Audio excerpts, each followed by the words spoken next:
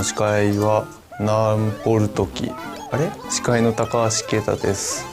今日のラインナップはゲームレビュー、アニメリリース、まず最初はノーライフニュースからご覧ください。今日はどんなニュースがあるのでしょうか。どうぞ。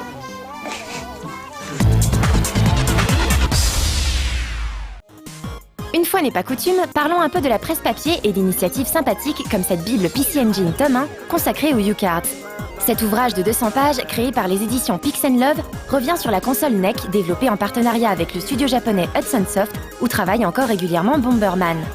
Sortie au Japon en 1987 sous le nom TurboGrafx 16, cette console 16 bits a fait rêver plus d'un joueur français à sa sortie en 2000, mais peu d'entre eux ont pu s'offrir à l'époque cette console onéreuse.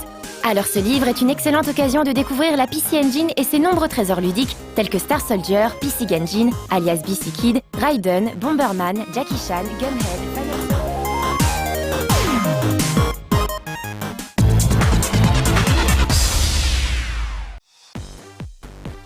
Yu-Gi-Oh! Est à la base un manga créé par Takahashi Kazuki. La licence a été popularisée en Occident grâce au fameux jeu de cartes Magic & Wizard, très inspiré par Magic l'Assemblée. Mais comme tout a une fin, cette série ayant pour héros le grand Yugi Muto s'est achevée. Mais vu le succès énorme rencontré par le jeu de cartes, une seconde série animée fut lancée pour ne pas tuer la poule aux œufs d'or. Appelée Yu-Gi-Oh! GX, cette série avait pour héros Jaden, un jeune homme passant son diplôme de duelliste. Parvenue à sa conclusion au Japon, cette seconde série a laissé la place à une petite nouvelle baptisée Yu-Gi-Oh! 5Ds. Jaden laisse donc la place à un certain Fudo Yusei, bien décidé du haut de ses 18 ans à devenir le maître des cartes. Et dans cette série, les duellistes ne s'affrontent non plus dans des arènes, mais sur des motos. Un concept assez étrange, il faut bien l'avouer. C'est donc de cette nouvelle saga qu'est tiré Yu-Gi-Oh! 5Ds Stardust Accelerator World Championship 2009. Un nom bien présomptueux pour la dernière mise à jour du jeu de cartes de Konami. Et disons-le tout de suite, ce dernier volet de Yu-Gi-Oh! N'intéressera que les joueurs accros au jeu de cartes. On y retrouve tout ce qui a fait le succès de la série. Collection de cartes, combats effrénés, invocations, cartes pièges renversant la situation et toutes les autres situations mélodramatiques du manga. Cette adaptation DS comporte 2800 cartes, de quoi mettre au point des decks dévastateurs et essayer moult techniques pour briller en tournoi. Malheureusement, la visibilité offerte par la console à double écran n'est pas des meilleures, et les illustrations des cartes sont comme ratatinées, d'où une lisibilité difficile. Le mode championnat en ligne sera sans aucun doute le préféré des amateurs, le mode solo étant un peu fade et finalement trop proche de la dernière version en date sortie sur PSP, Yu-Gi-Oh! GX Tag Force 3. Cette mise à jour 2009 n'offre donc rien de bien nouveau et ne contentera que les fidèles hardcore de Magic & Wizard, d'autant que le jeu est une nouvelle fois livré avec 3 cartes exclusives.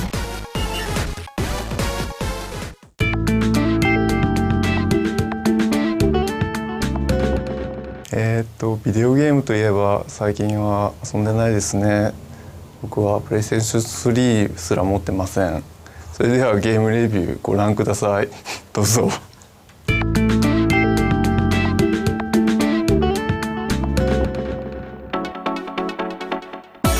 La Wii et sa manette qu'on gigote se sont très rapidement positionnés grand public avec spécialisation soins du corps.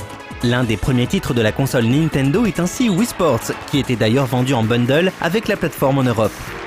Quoi de plus logique en effet que de jouer à faire semblant de faire du sport dans son salon. Les titres orientés minigames à vocation sportive se sont ainsi multipliés comme des Pikmin en short. Pour ne citer que les plus connus, on a eu droit à Mario et Sonic aux Jeux Olympiques, Wii Fit, Family Trainer ou encore Sports Island, le premier du nom.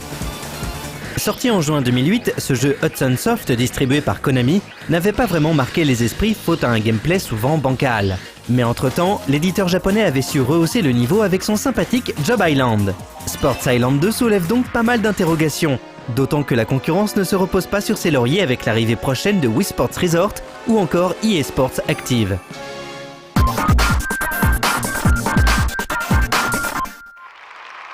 Comme son prédécesseur, Sports Island 2 compile 10 types d'épreuves sportives.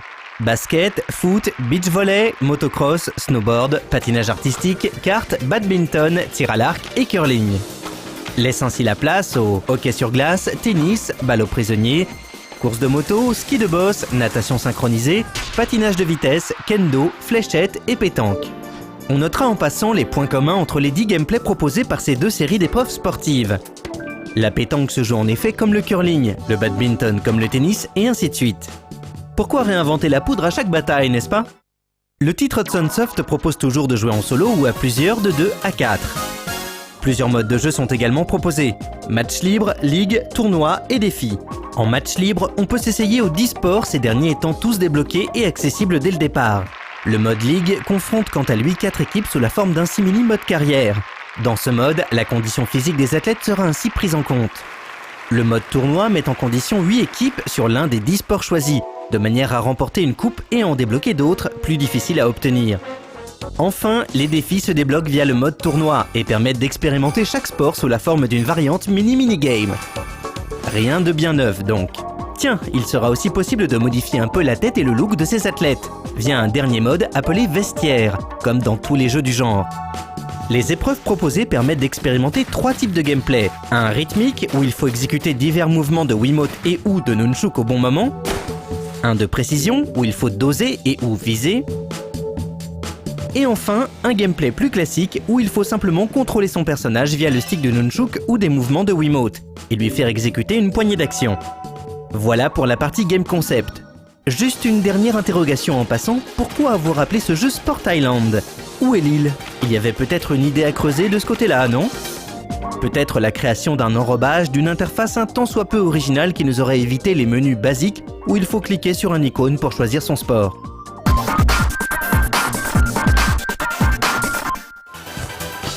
Sports Island 2 est décevant. Il est plus réussi que le premier jeu grâce à un gameplay légèrement amélioré, mais on reste bien en deçà de ce que l'on pouvait attendre. Les épreuves proposées, aussi originales soient-elles, rappellent tout le gameplay d'autres jeux. La pétanque se joue comme le golf de Wii Sports, la natation synchronisée comme le Wii Cheer, le tennis comme le tennis de Wii Sports, à la différence près que l'on peut monter au filet en appuyant sur A, le ski de boss comme Family Ski. On a l'impression d'avoir déjà joué 10 fois à ce jeu, et quand une idée apparaît, elle s'avère être bancale, comme le fait de devoir tenir sa Wiimote comme une fléchette en appuyant sur le bouton A et B en même temps. C'est fatigant et plutôt imprécis. Visuellement, le jeu est correct, sans plus. Il ressemble à Job Island, Family Ski, Family Trainer, bref, à tous ces jeux mignons, familiaux à la direction artistique passe-partout. On résume. On a donc l'impression d'y avoir déjà joué, mais également de l'avoir déjà vu. Et puis, on peut penser ce que l'on veut des jeux casual, mais quand un lob, consistant à faire un mouvement du bas vers le haut avec sa Wiimote, est conseillé aux joueurs confirmés, on est en droit de s'agacer. Et où sont les Mii? Pourquoi on ne peut pas utiliser le Wii Balance Board? Et puis les musiques? Non, on ne parlera pas des musiques. Écoutez plutôt.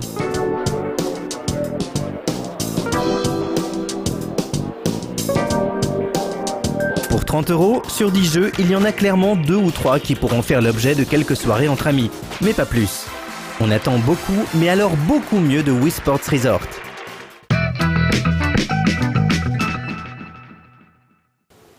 Pixar のコーナーです。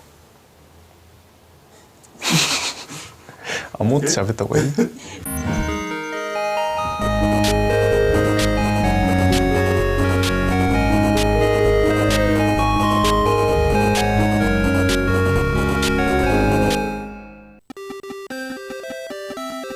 ？La naissance des Schtroumpfs tient à peu de choses.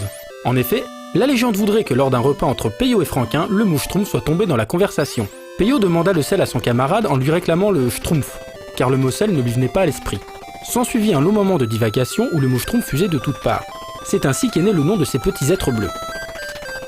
Contrairement à ce que l'on pourrait croire, les Schtroumpfs apparaissent pour la première fois en 1958 dans une aventure de Johan et Pierre-Louis, la flûte à 6 Schtroumpfs, et non pas dans leur propre album. Ce sont alors des petits lutins bleus portant un bonnet blanc et parlant le Schtroumpf. Un album leur sera finalement entièrement consacré en 1963 dans les Schtroumpfs noirs. Les histoires s'enchaîneront et le succès grandissant, une adaptation en série animée sera réalisée en 1981 par les studios de la Hanna-Barbera. Celle-ci imposera un thème qui reste aujourd'hui encore dans les mémoires, le fameux la Schtroumpf la la. Et si en 1982 les jeux vidéo ne sont pas encore implantés dans les foyers comme aujourd'hui, une adaptation de l'œuvre de Peyo vit néanmoins le jour sur ColecoVision. En 1982, les moyens techniques pour mettre en place une adaptation vidéoludique sont très restreints, que ce soit au niveau des graphismes, de la bande sonore ou même du gameplay. Et pourtant, la ColecoVision s'en tire avec les honneurs. Les graphismes correspondent à ce qui se faisait de mieux à l'époque et on reconnaît bien le Schtroumpf héros du jeu. Pour mieux se rendre compte, voici les images de la version Atari 2600 sortie à la même époque. La comparaison ne tient pas la distance. En 82, on comparait même la version ColecoVision à un dessin animé interactif. L'ambiance sonore est en revanche plus décevante. Seule une boucle musicale est ainsi utilisée, alors que la version Atari 2600 reprenait quelques notes du générique du dessin animé. Le jeu vidéo Les Schtroumpfs est un jeu de plateforme, un genre qui n'en était alors qu'à ses balbutiements. C'est pour cette raison que le jeu se déroule dans des tableaux et qu'il n'y a pas de scrolling. Pourtant, les développeurs ont tout fait pour coller à l'ambiance de la série. On joue donc un Schtroumpf qui part du village champignon et on aperçoit le château de Gargamel en arrière-plan. La plus grosse aberration reste l'échelle des monstres. En effet, les Schtroumpfs ne sont pas censés être plus hauts que 3 pommes d'après l'auteur, mais les ennemis sont plus petits que le héros, ce qui donne des oiseaux et des chauves-souris miniatures. Ce qui dénote singulièrement avec la série qui joue sur la petitesse des Schtroumpfs. Par exemple, le moindre petit chat devient un danger immédiat. C'est d'autant plus étrange que plus loin dans le jeu, le Schtroumpf doit sauver la Schtroumpfette en s'aidant d'un crâne qui lui est à la bonne taille. Difficile de juger de la qualité de cette adaptation sans se resituer dans le contexte de l'époque. Il faut bien se rappeler que les adaptations étaient rares et celles dérivées de bandes dessinées franco-belges encore plus. Toujours est-il que cette adaptation en Schtroumpf vidéo avait fait rêver plus d'un Schtroumpf à l'époque. Et d'ailleurs, ce même Schtroumpf doit lui-même avoir des petits Schtroumpfs aujourd'hui qu'il essaye d'initier à la BD et autres Schtroumpfs rétro.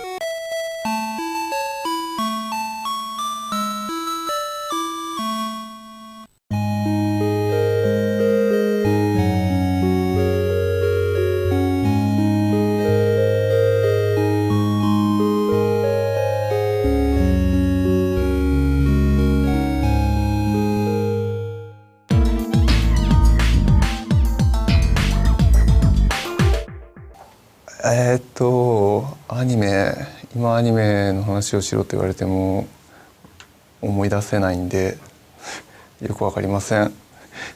ではアニメリリースご覧ください。どうぞ。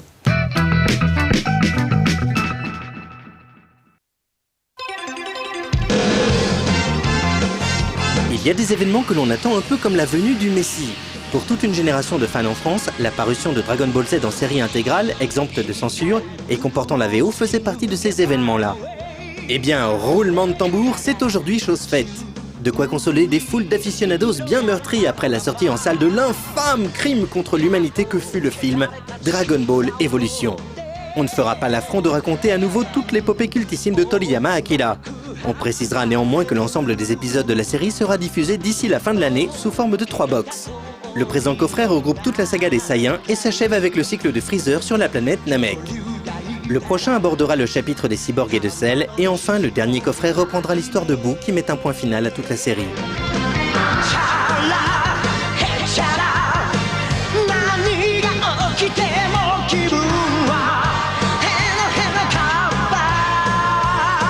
Comme signalé précédemment, l'un des atouts majeurs de cette édition est l'adjonction des voix originales.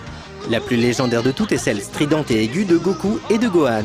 En effet, qu'ils soient hauts comme 3 pommes ou adultes en version Super Saiyan de mauvais poil, père et fils sont interprétés par la même comédienne. Il s'agit de Nozawa Masako, une très grande dame du doublage japonais. À l'âge de 70 ans passés, elle continue encore aujourd'hui de prêter sa voix hyper dynamique à Goku dans les jeux vidéo et autres produits dérivés adaptant la série. À ses côtés, dans la peau du Hautain Vegeta, le comédien Horikawa Ryo ne souffre pas de la comparaison et donne toute sa signification au terme anglais « badass ». De fait, en face de tels monuments, la version française semble particulièrement ridicule. La palme revient sûrement à l'interprétation façon voix de fouine de Vegeta par Éric Legrand, qui pourtant joue le rôle de Yamcha avec justesse. Je le battrai. Je suis un guerrier de l'espace, le meilleur guerrier de mon peuple. Personne ne peut me tenir tête. Personne ne peut être plus fort que moi. Personne, tu entends? Je suis plus fort que toi, misérable, et je te détruirai. Je te détruirai en même temps que cette maudite planète, parce qu'il n'y a pas moyen de faire autrement pour en finir avec toi maintenant. Je suis décidé à détruire la Terre. Techniquement, les masters utilisés sur ces DVD sont de bonne qualité. Malheureusement, à l'instar d'autres éditions d'animés made in AB Video, la compression est exécrable par moments et les scènes d'action ont la fâcheuse tendance à pixeliser. Bien que les bonus dans ces box soient inexistants, on ne pourra que tirer son chapeau devant le travail d'orfèvre réalisé au niveau du packaging. Jaquette avec un chaîneron en brillant sérigraphié, digipack élégant, illustration habilement agencée et choix des couleurs de bon ton. Ces coffrets se paient le luxe d'être encore plus beaux que ceux des films de Dragon Ball sortis l'an dernier chez le même éditeur. Alors, que demande le peuple ?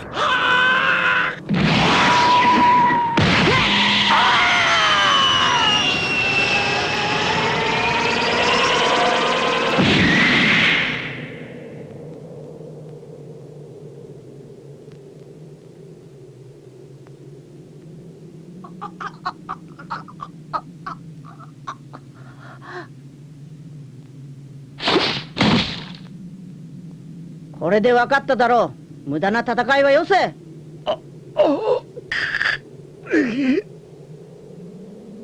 こいつもさっきのやつもまだ死んじゃいねえ。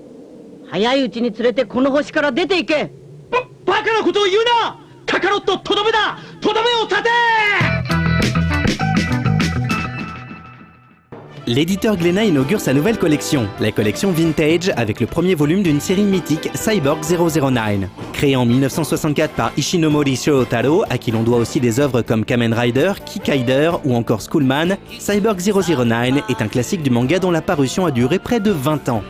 Une organisation secrète, l'organisation Black Ghost, vend des armes développées par ses soins aux différents pays du globe afin d'asseoir sa domination sur tous les gouvernements et préparer le passage à un nouvel ordre mondial. C'est ainsi que 9 jeunes gens de diverses nationalités ont été kidnappés puis transformés en machines de guerre mi-homme, mi-machine, les cyborgs. Grâce à la venue de Joe, qui deviendra 009, le cyborg le plus perfectionné, les 9 cobayes parviennent à s'échapper du laboratoire où ils étaient détenus.